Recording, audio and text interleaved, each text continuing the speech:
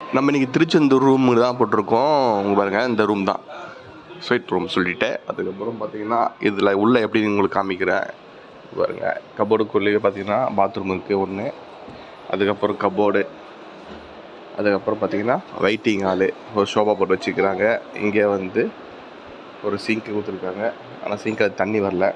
அதுக்கப்புறம் பார்த்தீங்கன்னா 4 பெட்ரூமாக இருக்குது. 4 ஃபேமிலி வந்தால் ஈஸியாக தங்கலாம், அது மாதிரி போட்டு வச்சுக்கிறாங்க செட்டப்பு. இங்கே பாருங்கள், இங்கே ஒரு பெட்டு, அதுக்கப்புறம் இங்கே ஒரு ஃபேமிலி பெட்டு போட்டிருக்காங்க.